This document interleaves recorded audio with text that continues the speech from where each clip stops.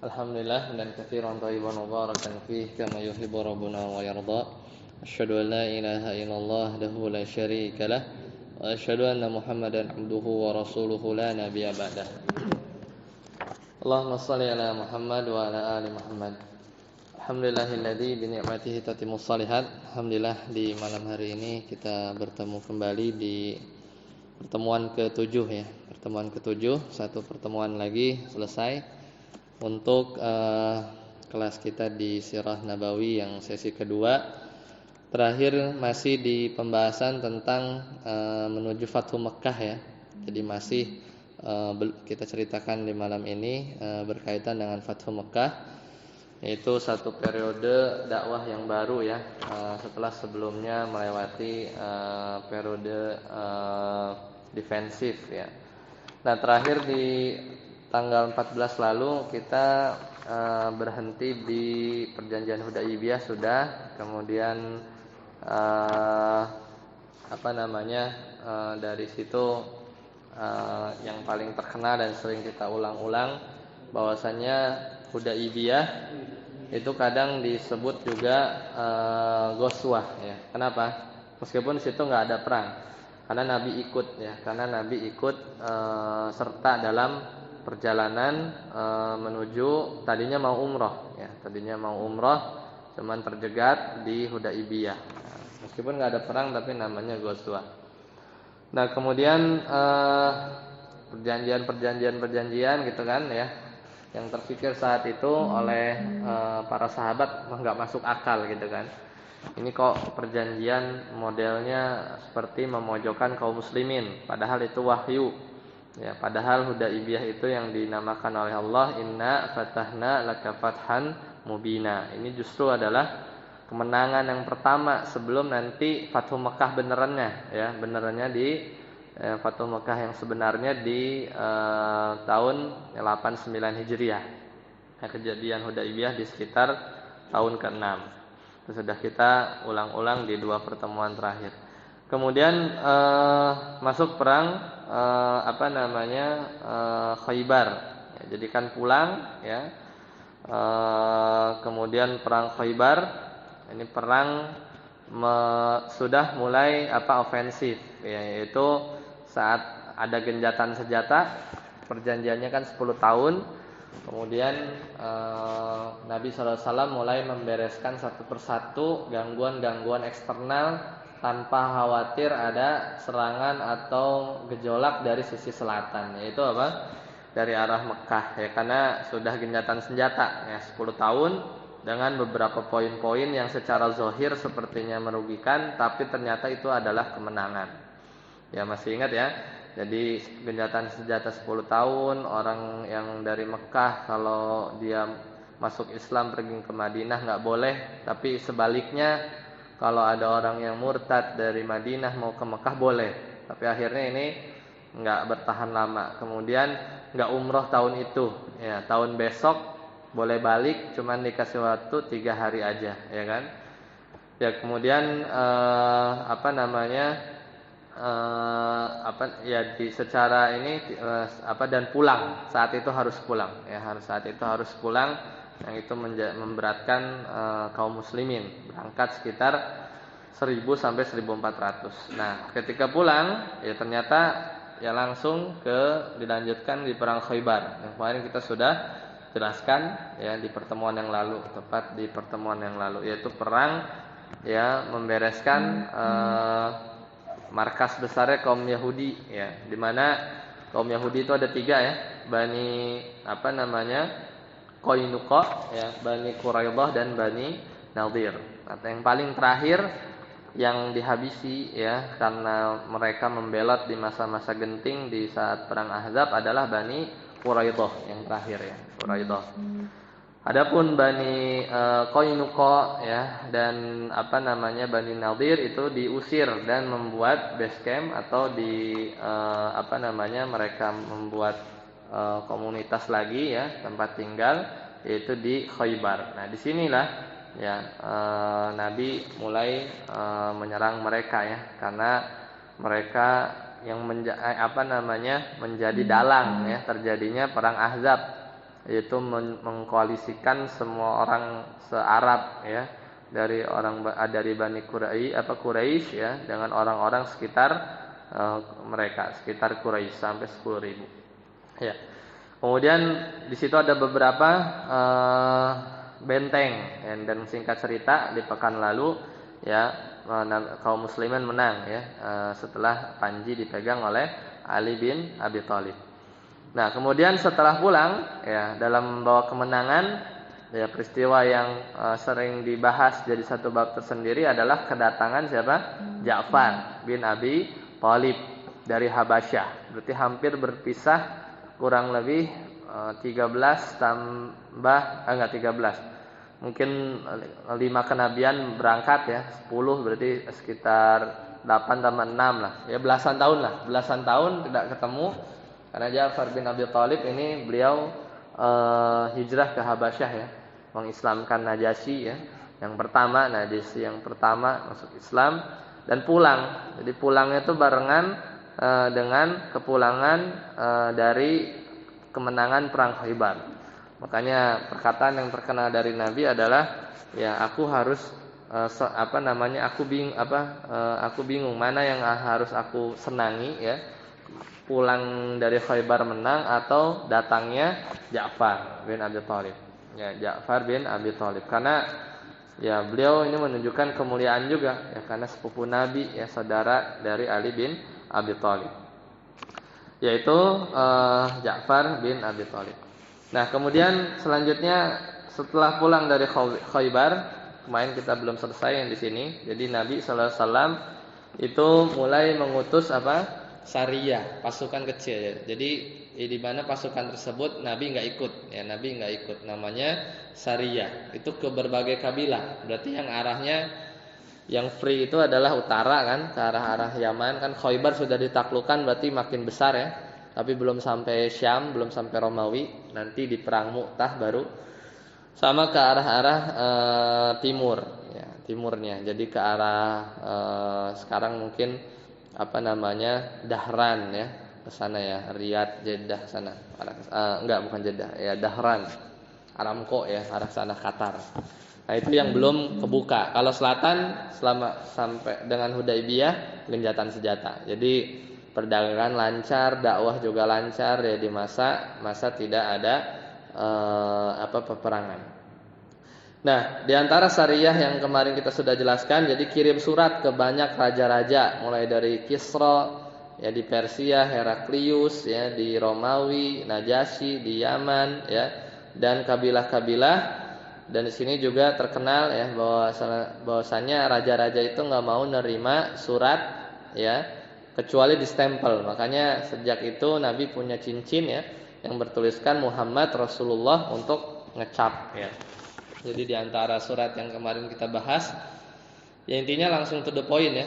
Kemarin kita bacakan Bismillahirrahmanirrahim, min Muhammadin Rasulillah ila Hiraqla, kepada Heraklius azimir Rum, pembesar Romawi ya, salamun ala manittaba'al huda, keselamatan bagi orang-orang yang mengikuti petunjuk. Jadi dengan syarat kalau Heraklius mau ikut baru dapat keselamatan, kalau enggak ya enggak gitu kan. Amma ba'du fa inni ad'uka bidi'atil Islam, dan seterusnya. Jadi langsung ya mendakwahkan Islam. Nah, dari beberapa surat ada yang mendapat respon ya, yang positif atau enggak. Kalau Najasyi contohnya yang di Habasyah, respon baik ya, bahkan masuk Islam ya, Najasyi yang ketika itu ya dikirimi surat. Kemudian kalau Heraklius, nah ini yang para ulama berselisih ya, apakah Heraklius ini Islam atau tidak. Kalau di awal-awal terima surat ya, atau di kisah yang lain ketika kisah Abu Sofyan, ini gembongnya yang kafir Quraisy ya, penggantinya Abu Jahal, beliau dan teman-temannya itu kan sering dagang ke Syam dan pernah dipanggil oleh Heraklius ya, menanyakan tentang Nabi ya dari orang-orang yang disunat ya. Ketika itu Heraklius hanya mengetahui bahwasanya yang kaum yang disunat itu cuman Yahudi sama Nasrani. dan baru tahu ternyata Nabi itu dari kalangan Arab, dan dicek ya. Jadi pas dicek orang-orang Arab itu ternyata disunat. Jadi Heraklius itu yang enggak expect bahwa Nabi itu dari kalangan orang Arab. Dikiranya Bani Israel lagi. Dan kata Heraklius ya, sambil bertanya ya kepada Abu Sofyan, dan Abu Sofyan ketika itu nggak mungkin bohong. Kalau bohong disikat sama Heraklius ya. Sambil kalau di sisi pas menjawab itu sambil kesel juga ya kan.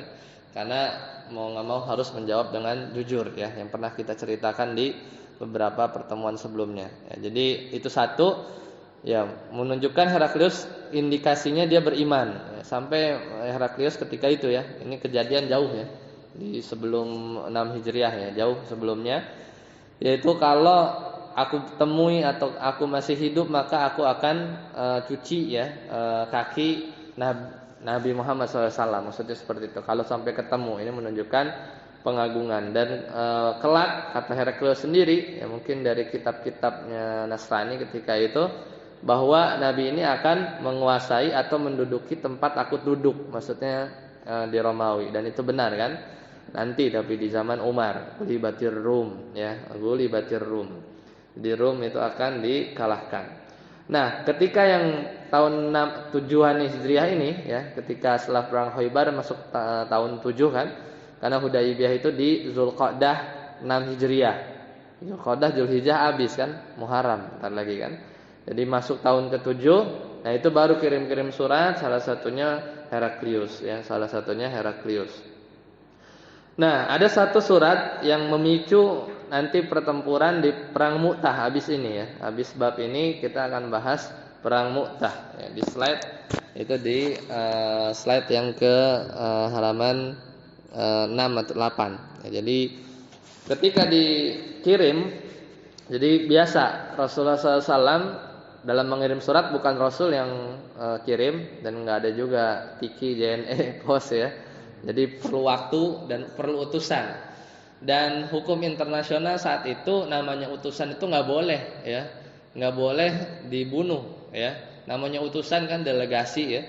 Delegasi itu haram dibunuh secara hukum internasional ketika itu. Cuman, dan ini sepanjang sejarah, Nabi punya utusan satu-satunya yang dibunuh, itu Abdullah bin Hudzafah ya, namanya Abdullah bin Hudzafah, yang menyampaikan ke Kisra kalau ini aman. Yang ngirim ke Heraklius atau jadi gini.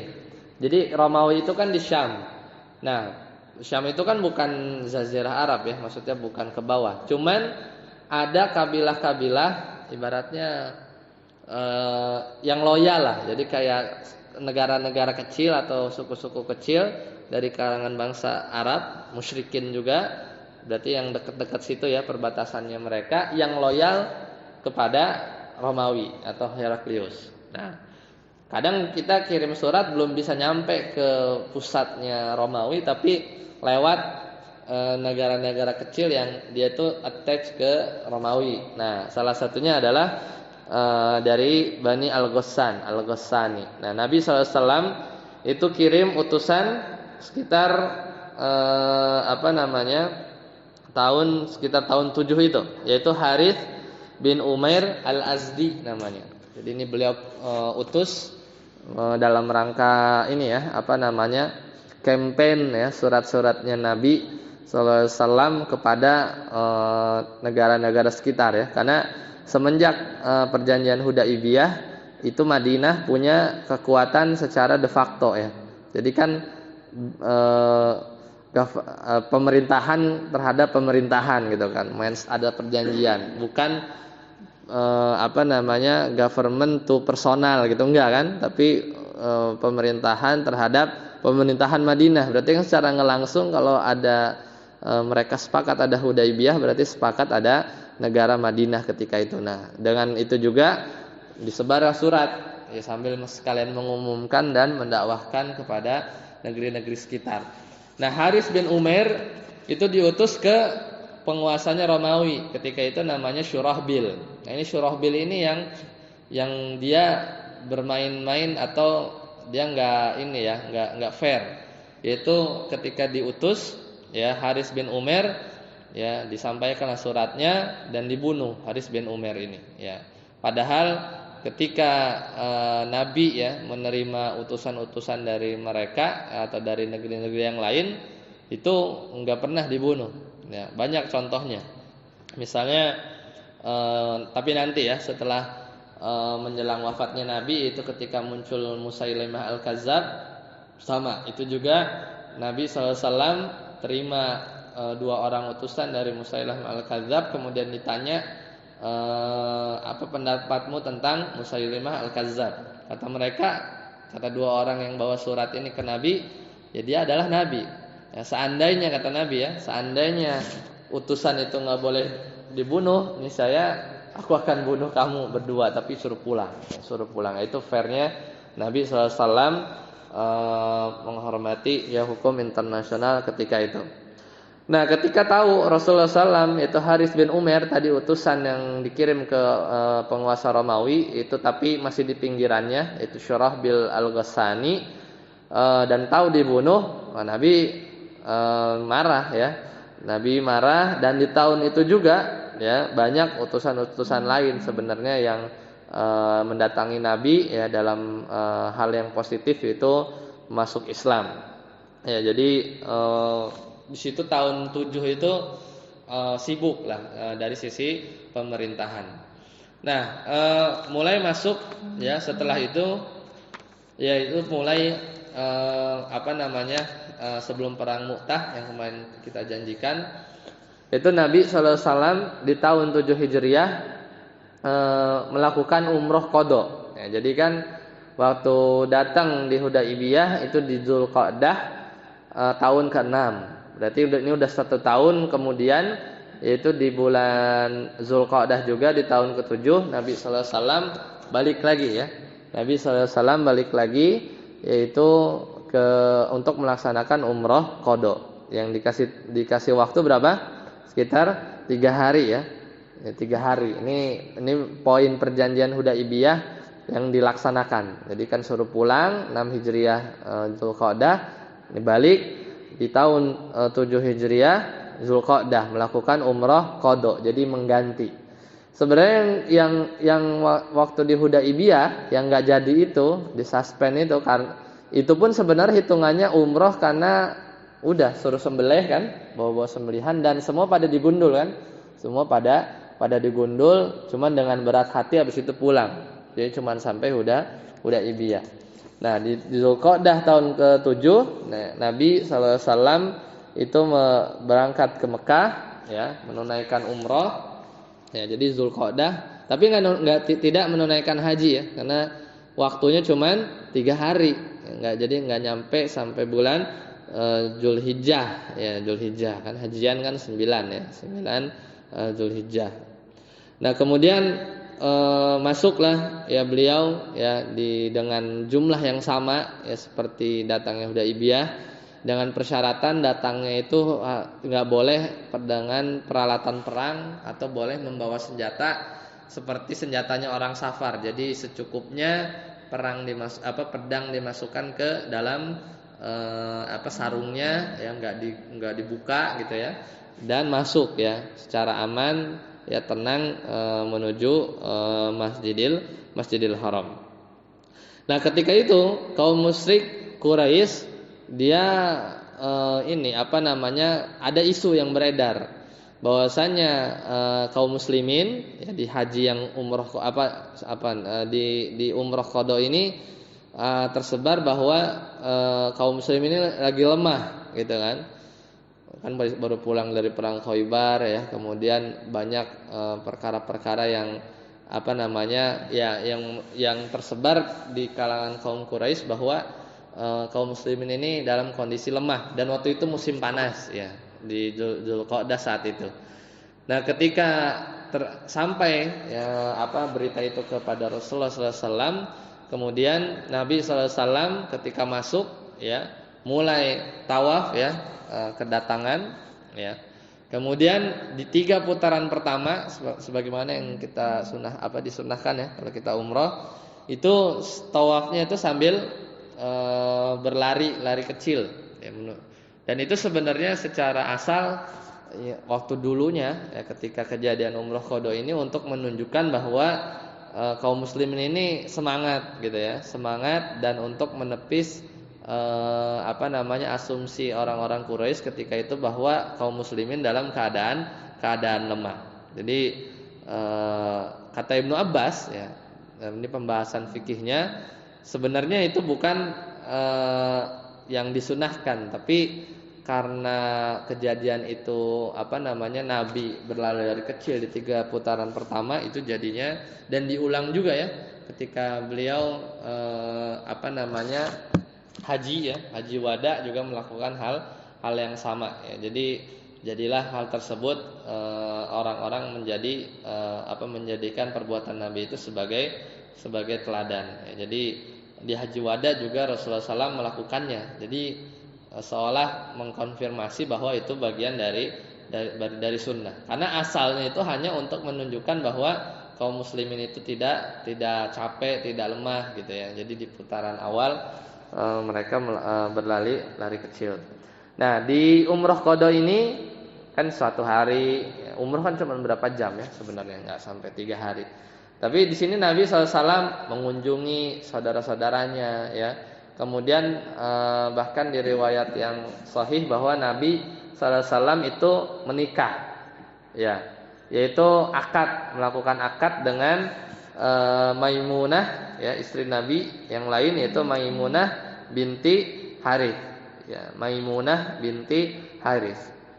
Yang yang sahih bahwa kan sebenarnya kalau lagi ihram nggak boleh ya, nggak boleh nikah dan menikahkan, itu sebenarnya nggak boleh. Cuman di kasus Nabi ini, Nabi akadnya saja ya, akadnya saja. Waktu itu yang menikahkan adalah Abbas bin Abdul Muttalib, berarti pamannya Nabi, yaitu Abbas bin Abdul Muttalib ini suaminya Ummu Fadl ya. Ummu Fadl ini berarti bibinya. Nah, Maimunah binti Haris ini saudaraan sama istrinya Abbas bin Abdul Muttalib ya, saudaraan dengan beliau, Maimunah binti Haris. Ya, jadi Nabi selain umrah juga menikah ya dengan istri Nabi selanjutnya, itu Maimunah binti Haris. Nah, sini dia ada umrah ya, ada ibrah yang bisa kita ambil bahwasanya sallallahu alaihi wasallam benar ya, ini mimpi-mimpi Nabi yang sebelum akhirnya Nabi itu berjalan ya ke Mekah dan akhirnya terjadilah perjanjian Hudaibiyah. Salah satu mimpinya adalah bahwa nanti Nabi itu akan umroh, ya benar, tapi nggak tahun 6 Hijriah ya. Tapi umrohnya itu jadinya 1 tahun setelahnya. Ini yang di Umar bin Khattab ketika itu merasa kok nggak jadi ya umroh di tahun 6 Hijriah. Dan Nabi juga benar, kata Nabi SAW bahwa apakah aku bilang bahwa umrohnya itu tahun ini? Enggak juga, ternyata di-delay ya di tahun 7 Hijriah. Dan ini pembuktian mimpi Nabi Sallallahu Alaihi Wasallam bahwa mimpi Nabi ini wahyu ya. Kata Allah dalam firman-Nya di surat Al-Fath ya, laqad sadaqallahu rasulahu ru'ya bil haqq. Ya, sungguh Allah pasti membuktikan ya bahwasanya ru'ya atau mimpi Nabi itu adalah benar dan terjadi ya umroh qada ya, umroh qada. Ya, selesai ya pembahasan tentang tadi ya pemberangkatan syariah ya. Kemudian ada di situ ada perang Khaybar ya. Jadi perang Khaybar dulu Nabi kirim pasukan ya, utusan, delegasi ya, surat. Kemudian di tahun 7 juga Nabi sallallahu alaihi wasallam melakukan umroh qada. Ya, selanjutnya bisa dilihat di slide selanjutnya, kita masuk di pembahasan slide ke-8 yaitu perang Mu'tah ya. Perang Mu'tah. Nah, ini latar belakangnya ya, perang Mu'tah. Jadi kan udah beres nih, pulang ya tadi 3 hari habis ya di tahun 7 Hijriah ya, dengan enggak ada detail ceritanya ya. Jadi biasanya masuk ke bab selanjutnya, yaitu kejadian besar ya adalah perang Mu'tah, ya perang Mu'tah. Perang Mu'tah ini sebenarnya syariah, ya, jadi Nabi nggak ikut, ya Nabi tidak ikut. Jadi bukan ghazwah tapi syariah. Kejadiannya di 8 Hijriah, yaitu di bulan Jumadil Ula, Muharram, Safar, Rabiul Awal, Rabiul Akhir, Jumadal Ula, berarti bulan kelima. Ya, jadi udah kan tadi umroh Zulqa'dah 7, Zulhijjah, ya berarti 6 bulan, ya 6 bulan balik dari umroh tadi perang. Tentunya 6 bulan ini persiapan, ya persiapan banyak. Dan salah satu taktik Nabi nanti meskipun jumlahnya cuman sekitar 3.000 ya, sekitar 3.000, lawan berapa? 200.000. 200.000. Jadi coret 3 orang banding 3 orang banding 200, 1 orang banding 70 berarti ya, kurang lebih lah ya. Jadi enggak imbang. Ya. Kita lihat. Jadi Jumadil Ula tahun ke-8 Hijriah. Nah, ini ada peristiwa besar yaitu namanya Sariyah, ya, Sariyah Mu'tah. Kenapa? Karena perang ini ya latar belakang. Jadi Mu'tah itu Khoibar sonoan dikit. Jadi kalau dari Madinah itu 1.100. Jakarta Surabaya.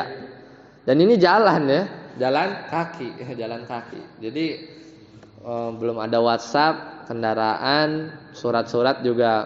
Pokoknya hal-hal yang strategis pengambilan keputusan itu nggak bisa. Udah kalau udah sejauh itu kirim surat bisa seminggu ya.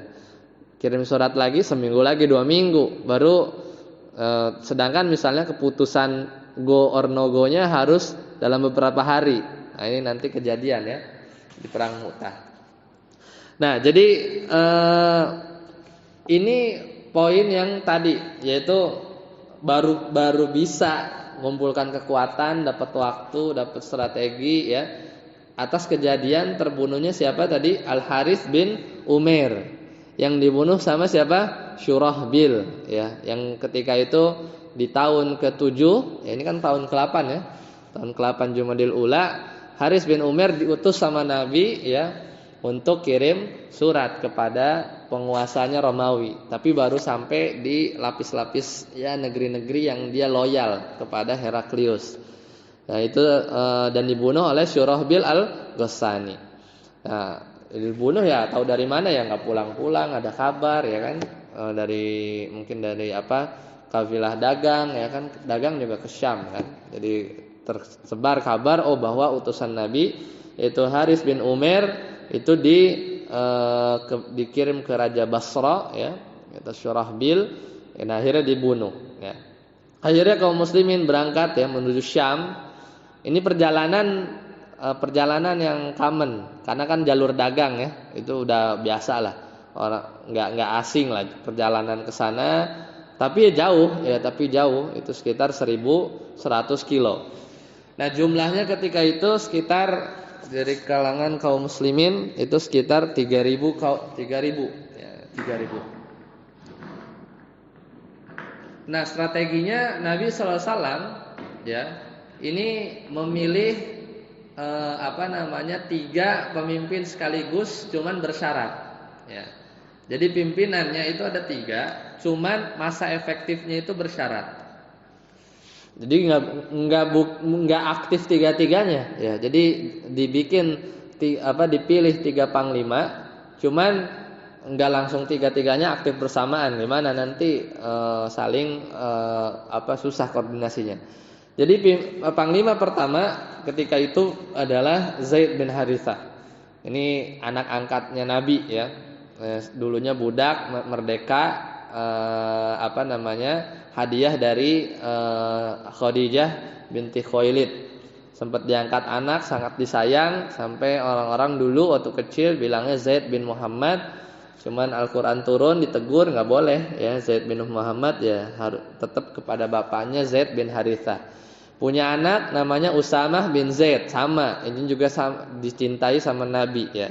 Zaid bin Harisah itu hibbu Rasulillah, anaknya Usamah bin Zaid hibbu Rasulillah. Jadi kecintaannya Nabi, ya cucunya lah, cucu angkat gitu ya. Nah, ini dipilih. Dan ini kali Nabi kali kelima ya bagi Zaid menjadi panglima. Jadi sebenarnya berpengalaman dan lawannya bukan main-main juga ya. Tapi saat itu baru ada 3.000 ya. Jadi belum pesat ya. Nanti pesatnya itu setelah Fatu Mekah ya. Fatu Mekah kaum muslimin itu ada sekitar 10.000 ya, belum 10.000 ketika itu. Nah, kemudian wasiatnya adalah kalau Zaid bin Harithah fa'in asoba ya, kalau dia kenapa-napa, nggak bilang wafat ya, pokoknya kalau nggak bisa lanjutin jadi panglima, terluka atau gimana gitu ya, maka fa Ja'far ya, maka nanti yang jadi panglima adalah Ja'far. Ini syaratnya. Jadi kalau kenapa-napa lah, intinya panglimanya nggak bisa ngapa-ngapain, maka langsung switch ke Ja'far bin Abi Thalib. Ini padahal baru ketemu, pertemuannya berarti baru setahun ya, nggak lama. Pulang dari Khaybar, Ja'far baru balik dari Ja'far bin Abi Thalib radhiyallahu anhu, itu baru ketemu ya. Jadi senangnya bukan main, tapi ya keutamaan Ja'far ya seperti itu ya, dipilih sebagai panglima. Mendengar ini sebenarnya Ja'far bin Abi Thalib dalam artian ada yang ganjel ya. Dan bukan beliau saja, tapi mungkin ada orang-orang yang dari suku Quraisy ya, itu menyayangkan kenapa harus Zaid bin Harithah ya, karena mantan budak ya. Tapi ya kata Nabi SAW ya, ini yang terbaik ya, meskipun secara keutamaan bisa jadi Ja'far bin Abi Thalib lebih mulia ya, tapi Zaid bin Harithah juga kesayangannya Nabi SAW. Intinya karena memang ya ketika itu para sebagian sahabat ada yang tidak setuju ya ketika Zaid dipilih. Nah, kemudian baru itu dua dari kalangan muhajirin atau dari kalangan muhajirin. Satu bukan Quraisy ya. Tadi ya mantan budak tapi sudah merdeka, Ja'far bin Abi Thalib tinggi lah kedudukannya di sisi Rasulullah SAW, Ahlul Bait. Baru nanti fa'in asoba, kalau Ja'far bin Abi Thalib gugur atau enggak disebut wafat ya, fa'in asoba terluka atau apa gitu ya, maka Abdullah bin Rawahah, baru ini panglima yang 3 itu dari kalangan Ansor. Jadi urutannya begitu ya, dari kalangan Ansor. Udah akhirnya berangkat ya mereka ya sekitar 1.100 orang ya ke arah utara Syam. Ya, jadi Mu'tah itu dia di perbatasan Syam ya, jadi memang belum masuk, tapi di daerah yang namanya itu adalah desa Kirk ya, Kirk namanya. Jadi sekitar perbatasan Syam. Nah, kemudian Abdullah bin Rawahah ini satu panglima yang dari kalangan muhajirin ya. Kenapa beliau dipilih ya, meskipun secara mungkin keberanian atau taktik ya jago juga, tapi lebih lebih melankolis lah. Dia pandai bersyair ya. Kemudian dia juga ketika berangkat tuh Abdullah bin Rawahah tuh nangis ya. Ketika ditanya kenapa nangis ya, kata Abdullah ibn Rawahah kalangan Ansar, bukan karena cinta dunia ya saya nangis, tapi karena ya mendengar firman Allah firman Allah Azza wa Jalla di surat Maryam. Jadi intinya beliau tuh mudah nangis ya, dengar lafaz atau lantunan Al-Qur'an itu terkenal lembut lah dia. Jadi Abdullah bin Rawahah ini ciri yang menonjol dari Abdullah bin Rawahah. Kemudian dia pandai bersyair, dan dengan syair-syair itu ya beliau menyemangati dirinya sendiri ya, dan juga pasukannya nanti ketika di medan perang. Belum tahu jumlahnya 200.000, belum tahu. Jadi baru berangkat sekitar 3.000 orang. Nah, ketika mereka sudah masuk ya di pertengahan jalan seperti biasa ya, mereka mengirim mata-mata dan juga sama dari pihak Romawi atau sekutunya ya, tadi negeri-negeri kecil yang mereka itu loyal kepada Heraklius juga akhirnya tahu ya bahwa kaum muslimin itu sudah dalam perjalanan. Akhirnya yang disiapkan oleh Syurahbil yang tadi yang bunuh utusannya Nabi itu dari negeri-negeri yang loyal kepada Heraklius, dia siapkan pasukan 100.000 ya, 100.000 langsung 100.000. Kemudian dia juga kirim surat ke Heraklius, Heraklius kirim 100.000 ya, jadi sekitar 200.000. Nah di sini maka para ulama selisih pendapat bahwa kalau Heraklius memang beriman, kenapa dia harus kirim bantuan 100.000? Itu tuh dan tahu jumlahnya kaum muslimin juga sedikit. Kalau kirim 100 ya itu enggak bukan niat bunuh gitu kan. Tapi kalau 100.000 itu memang niat ngabisin itu 3.000 orang. Jadi kan makin kuat bahwa Heraklius ketika itu ya dia menentang dia tahu kebenaran ya, dia dari kalangan Nasrani ya. Tapi dia ya gambling juga. Ya kan dulu nabi-nabi Bani Israel juga bisa dibunuh. Kali aja ini bisa bunuh juga gitu kan. Jadi kekuasaan Romawi itu masih kuat di tangan dia. Karena dia tahu bahwa nanti Romawi akan jatuh, tapi nyoba nggak ada salahnya kan, kirim 100.000. Nah disitulah ya penentangan ya dan kufur jadinya.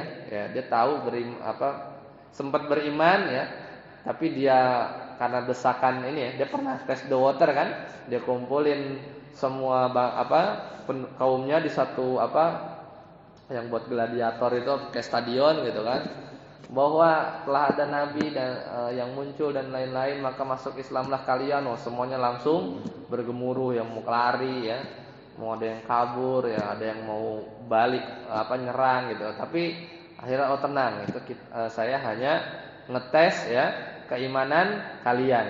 Akhirnya makin setelah kayak gitu makin diagung-agungkan Heraklius. Jadi Heraklius itu takut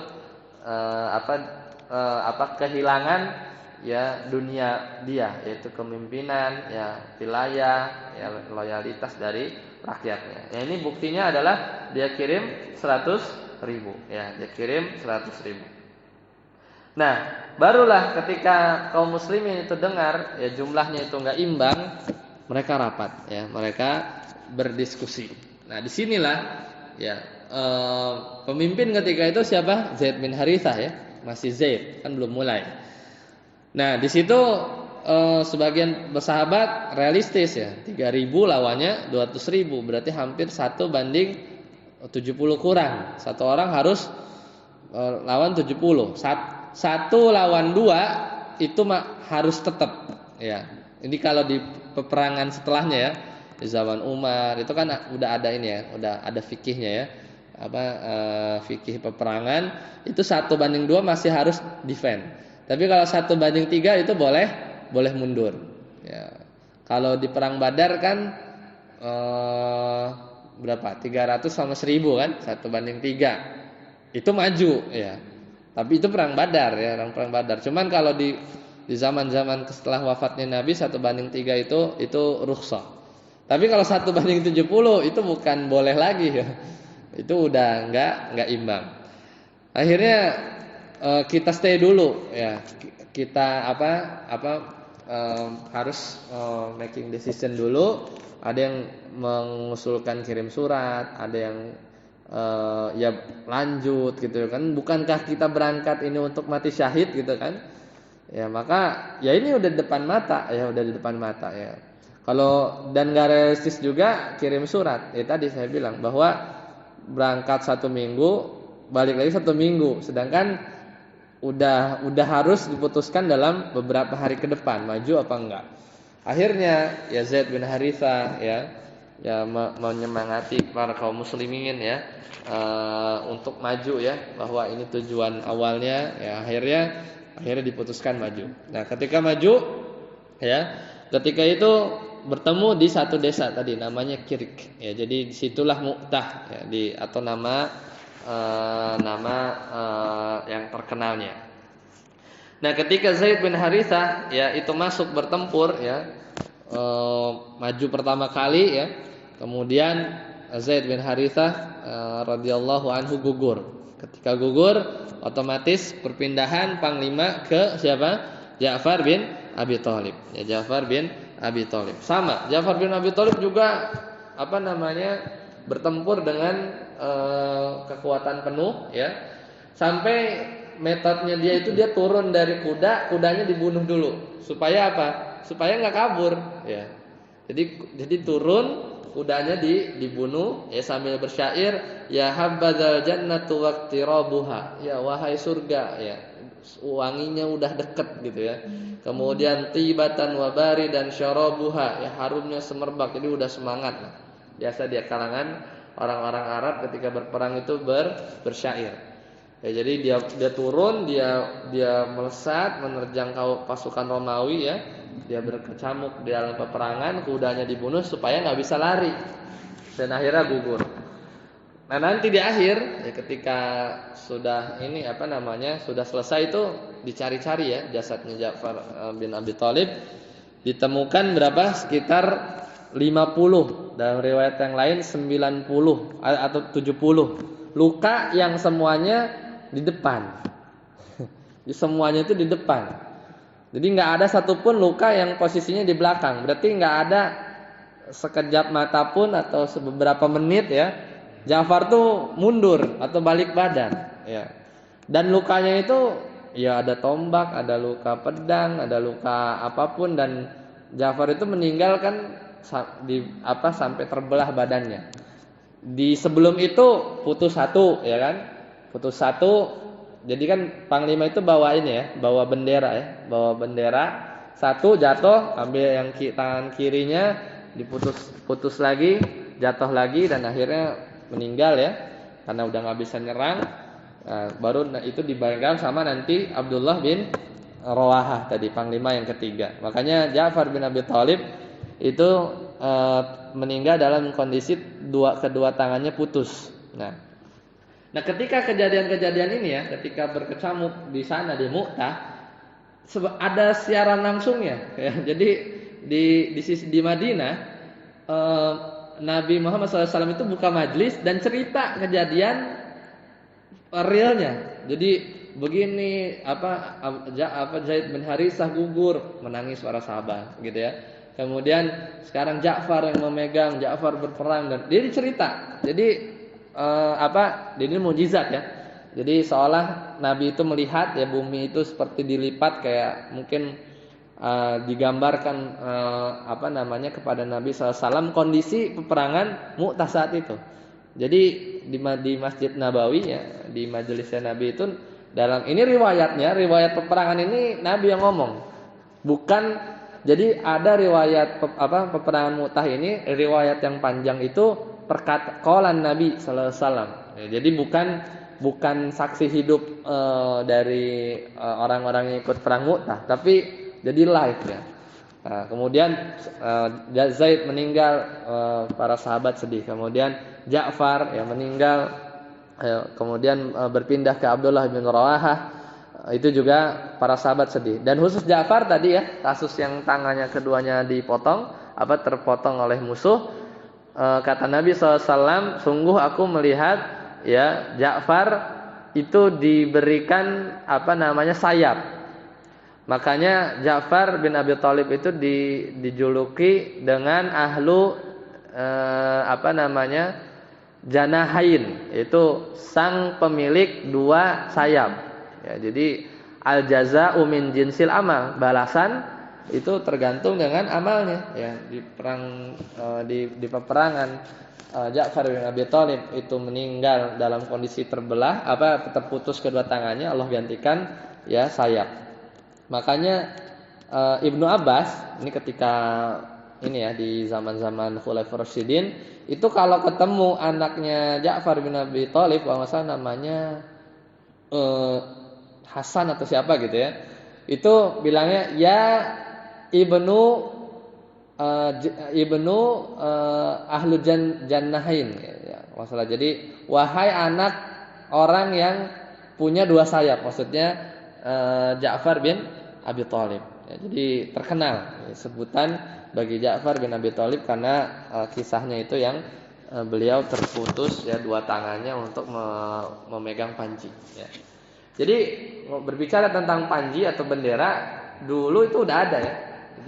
Jadi panji-panji peperangan ya atau liwa ya atau apa itu dulu ada dan bukan apa itu hanya kain gitu kan, sebatas kain yang menunjukkan itu dihormati atau menunjukkan kedaulatan ya satu negeri ya, dan peperangan mempertahankan itu ya. Jadi sebenarnya dan nggak ada di benak sahabat bahwa di apa namanya ya kita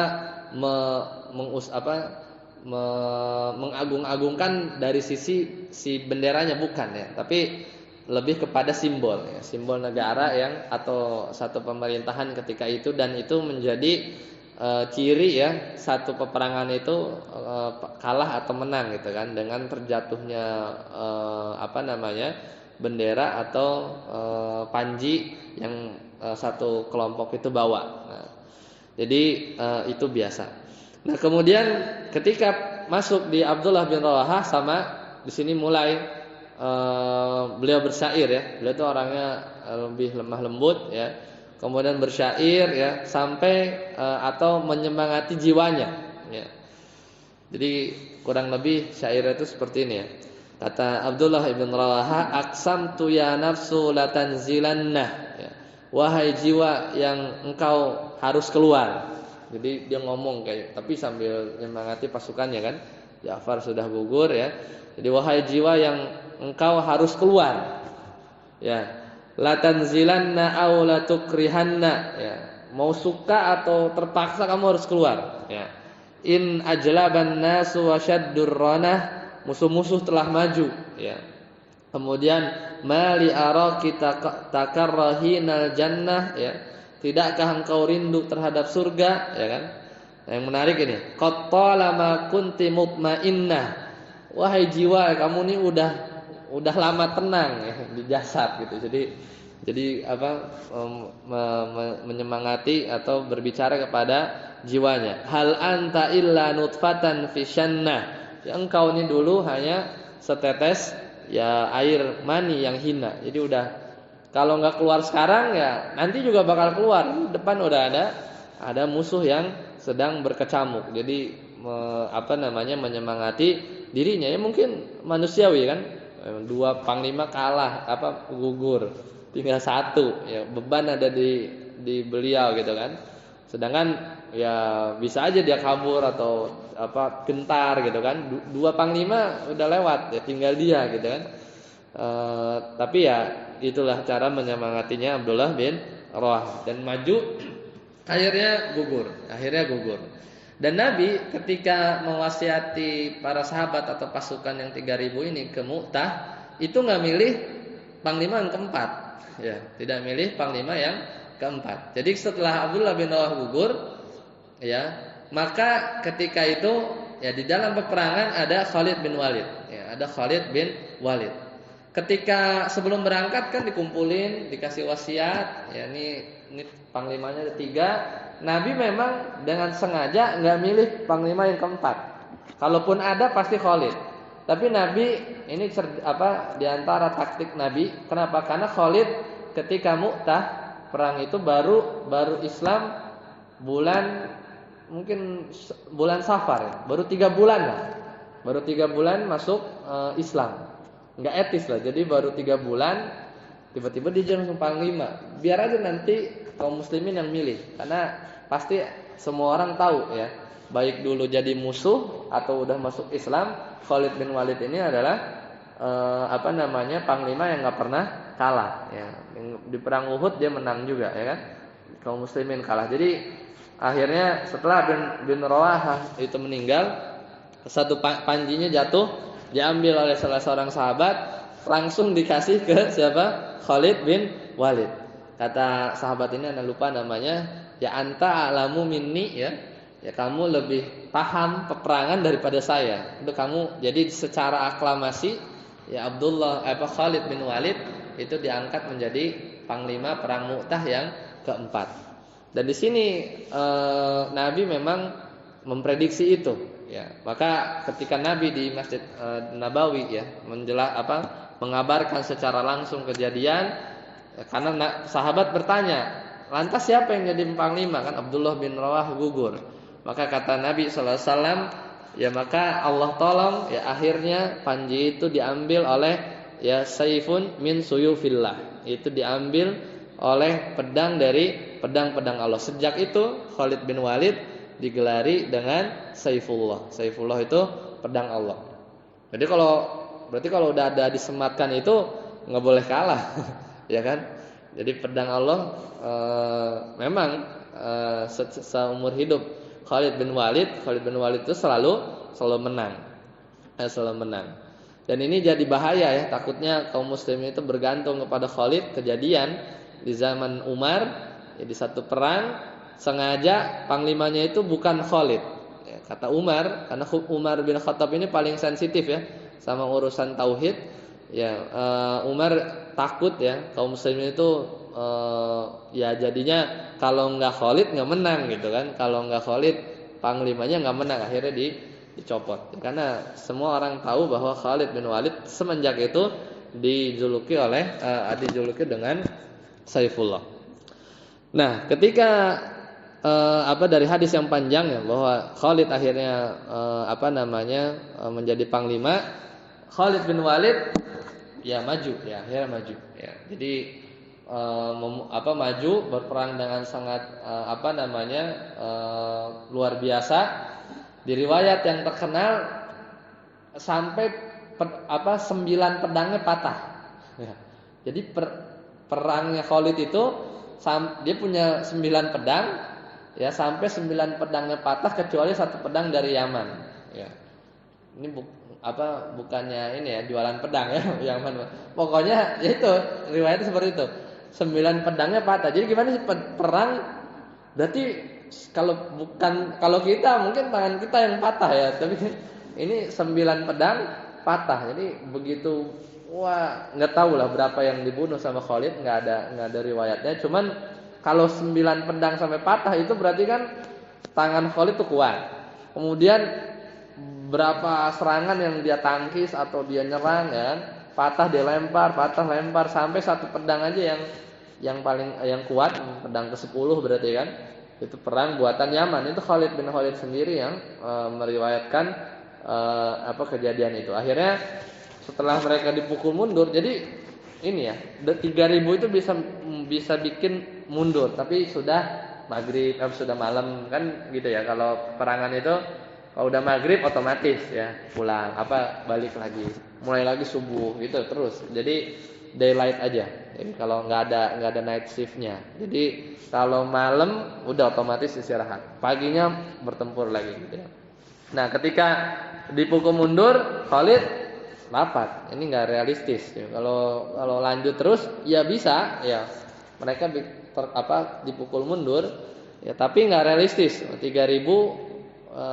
lawan 200.000. Sebenarnya di akhir kisah perang Mu'tah ini yang wafat dari kaum muslim itu cuma 12 ya.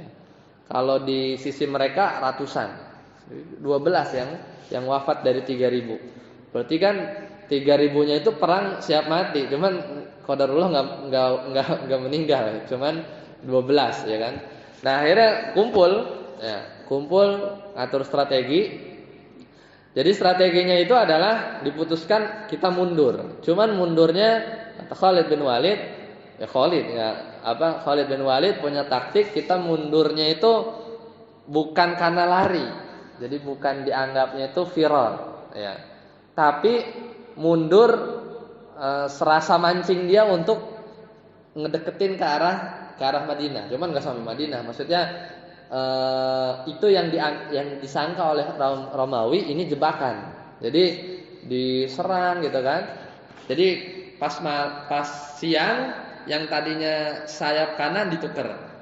Pas perang lagi orang baru nih gitu kan, tukar. Kalau malam itu kaum muslimin nggak tidur, gitu, gitu kan? Apa? Kayak, ada tambahan pasukan malam, jadi nggak diem, nggak tidur, tapi lari-lari kemana, kuda muter-muter gitu ya. Jadi kayak bikin mencekam gitu. 200.000 cuman semangatnya nggak kayak 3.000-nya sahabat. Jadi udah bikin kayak datang lagi nih pasukan dari Madinah banyak gitu kan. Besok pagi loh muka baru gitu kan. Dan tadi di kanan jadi di kiri gitu kan. Tadinya orang depan jadi striker kan, dipindahin ke belakang gitu kan. Jadi kayak fresh semua. Padahal itu juga orangnya. Yaitu Eni Khalid. Nah, perang nyerang tapi pelan tapi pasti ditarik mundur. Jadi kayak nggak kerasa udah ketarik berapa meter gitu kan. Nah, itu disadari oleh pasukannya dari Heraklius. Ini kayaknya nggak beres deh kan. Akhirnya karena kerasa kayak ketarik, dia mundur. Nah, ini mundurnya mereka ini yang tersebar infonya. Karena kan yang nonton ada. Ya, yang nonton kan mungkin kafilah dagang dari mana gitu kan. Wah, kaum Romawi mundur gitu kan. Nah, itu tersebar. Makanya di perang Mu'tah itu ceritanya itu versinya itu adalah mereka terkalahkan gitu. Padahal kaum muslimin itu pelan tapi pasti sebenarnya mundur. Udah sampai satu titik ya di mana kaum muslimin mau merang lagi, kaum dari mereka pulang. Ya, dia nggak mau. Dia mungkin punya batas wilayah ya. Kalau lewat di sini dia nggak, ini jebakan. Jadi akhirnya dia pulang. Akhirnya Khalid bin Walid yang menyelamatkan nyawa mungkin sekitar 2.900-an sekian. Hanya yang wafat hanya sekitar 12-an. Akhirnya pulang ke Madinah ya dengan dengan info atau kabar bahwa menang ya. Nah, para sahabat yang nggak ikut perang itu ngomongnya pas nyambut Khalid, kata para sahabat yang di Madinah, ya farartum fi sabilillah. Kata para sahabat, wahai yang lari dari medan perang gitu kan. Ya wajar 3.000 lawan 200.000. Tapi kalian lari fi sabilillah. Jadi maksudnya tuh nggak tercela gitu kan. Kan kalau lari dari medan perang itu kan tercela kan. Maksudnya nggak boleh. Cuman kan ini realistis. Tapi kata Nabi SAW dibantah ya. Ada sahabat yang bilang seperti itu. Laisu, ya enggak, mereka enggak gitu. Bil firar, mereka itu lari, walakinnahum al-karor, kata Nabi. Akan tetapi mundur untuk balik lagi, insya Allah. Nanti balik lagi di zaman Umar, ya. Jadi mundur untuk balik lagi. Jadi suspend lah gitu ya. Ditunda. Nah, ini ibrah yang bisa kita ambil ya. Jadi jumlah itu enggak mesti menunjukkan kekuatan ya. Kemudian Khalid bin Walid itu disebut Saifullah ya. Dia enggak pernah selama hidupnya enggak pernah kalah ya. Kemudian juga ya jumlah yang enggak seimbang itu ya kalau dari sisi mereka ya mereka takut mati ya. Meskipun 200.000 ada manjanik tuh yang kayak gitu ya. Tapel yang lempar-lempar itu namanya manjanik ya. Itu lebih lengkap ya. Kemudian di antara ibrah yang lain keutamaan ya Zaid, Ja'far sama Abdullah bin Rawaha ya. Bahkan Ja'far ini sampai diberi sayap ya di surga. Dan sebenarnya isyarat ya. Dikasih 3, tapi isyarat ini pasti wafat gitu kan. Kan kayak kok ada backup, berarti kan wah ini berat ini kan. Itu udah isyarat sebenarnya 3 orang ini sahabat Nabi ini bakal gugur dan benar ya. Kemudian Khalid nggak dipilih karena untuk ya secara psikologis para sahabat ya mungkin ya panglima anak baru gitu kan. Ya, Khalid bin Walid masih muda, masih baru 3 bulan ya. Tapi semua orang tahu. Jadi tanpa dipilih Nabi pun aklamasi di sana tapi ketika di medan perang. Ya, selesai ya pembahasan di perang Mu'tah.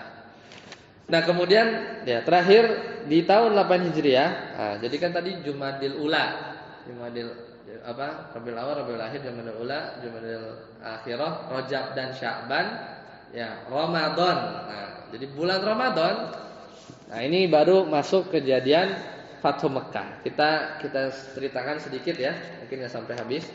Nah, Fathu Mekah ini kejadian di Ramadan 8 Hijriah ya, 8 Hijriah. Jadi sekitar 4-5 bulan habis pulang dari Mu'tah ya. Kemudian kejadiannya sebenarnya yang pelanggaran terhadap Hudaibiyah. Jadi di salah satu poin perjanjiannya itu adalah yang tadi disebutkan di awal pembahasan. Satu lagi ada yang kelewat. Jadi suku-suku yang ada di sekitar Arab itu harus bersekutu gitu kan. Jadi suku-suku yang mau milih sama Quraisy silahkan ya. Bani atau suku yang mau ngikut sama kaum muslimin juga silahkan. Tapi kalau nyolek ya, suku itu sama dengan nyolek semuanya gitu kan. Jadi rulesnya seperti itu. Nah, waktu Hudaibiyah Bani Bakar itu dia berkoalisinya sama Quraisy. Bani Bakar sebenarnya dekat-dekat Mekah. Tapi Bani Khuza'ah ya, dari suku Khuza'ah, meskipun dia tinggalnya juga dekat-dekat Mekah, tapi dia milih sekutunya kaum muslimin di Madinah. Nah, baru 2 tahun perjanjian Hudaibiyah 8 Hijriah, ternyata yang bikin onar sebenarnya bukan inti kekuasaan yang besarnya kaum muslimin atau Quraisy, tapi ini sekutunya ini main ribut gitu kan. Jadi Bani Bakar itu emang musuh sama Bani Khuza'ah, dan Bani Bakar minta tolong kepada kaum Quraisy. Dan ini salahnya kaum Quraisy dan ngasih bantuan. Di antara yang support itu bahkan Ikrimah bin Abi Jahal ya, Sofwan bin Umayyah, anaknya Umayyah bin Khalaf yang bunuh Bilal kan. Kemudian pemuda-pemuda the bestnya juga dari Quraisy yang bantu Bani Bakar. Ya, kemudian singkat cerita ya Bani Bakar nyerang Bani Khuza'ah di malam hari dengan tiba-tiba. Terbunuhlah sekitar 20 atau 40 orang. Dengar kabar ini langsung Bani Khuza'ah 40 orang berangkat ke Madinah kasih kabar. Ya mungkin sekitar berapa hari ya? 3-4 hari sampai ya. Dan mendengar berita ini ya sampai kepada Nabi SAW. Kata Nabi dalam hadis yang terkenal, beliau bersabda, la nusirtu in lam ansur Bani Ka'ab. Ya. Niscaya aku nggak akan ditolong ya kalau aku nggak menolong Bani Khuza'ah. Ini pelanggaran. Ya, mimma ansuruhu minhu nafsi ya, dan sebagaimana aku menolong diriku. Jadi Nabi itu udah bingung, kenapa? Berarti Hudaibiyah dibatalin. Berarti konsekuensinya harus nyerang Mekah. Serba salah. Mekah situ saudaranya, banyak ya saudaranya sendiri kan, Quraisy. Jadi itu berkecamuk lah. Cuman belum mengumumkan berangkat karena kan ini satu hal yang sensitif kan. Jadi hanya orang-orang ring satu aja yang tahu ya ketika itu rencana-rencana untuk Ghazwah Fathu Mekah ya. Karena Fathu Mekah ini enggak ada perang, cuma disebut Ghazwah karena Nabi ikut. Nah, ketika itu Abu Sufyan baru akhirnya tahu dan menyesal sebenarnya. Menyesal atas kejadian ulahnya Bani Bakar ini terhadap suku Khuza'ah. Ini sama dengan perjanjian batal. Batal ya udah mencium bahwa ya kaum muslimin akan nyerang ya, akan menyerang Fathu Mekah. Jadi latar belakangnya seperti itu ya. Latar belakangnya seperti itu. Jadi penyebab Fathu Mekah itu adalah diakibatkan perjanjian yang dibatalkan. Akhirnya dilakukanlah lobby yang dilakukan Abu Sufyan. Jadi Abu Sufyan ini kan istilahnya presidennya gitu kan. Di Quraisy saat itu disuruhlah pergi ya ke Madinah, lobby ya, dalam hal ini delegasi ya. Gak boleh diapa-apain meskipun dia sudah secara perjanjian sudah nggak ada. Akhirnya dia bertemu kepada Nabi, nggak jawab ya. Akhirnya putus asa, bilang ke Abu Bakar ya. Abu Bakar juga nggak bisa nolong ya, minta syafaat gitu kan. Turun lagi ke Umar. Umar salah ya kalau ngomong sama Umar. Kalau kamu ya bikin satu, ini Abu Bakar Umar mungkin belum tahu ya bahwa Bani Bakar ini berkhianat ya. Kata Umar, kalau aku tahu ya kamu bikin satu kesalahan kecil, aku penggal. Wah, salah ngomong sama Umar ya.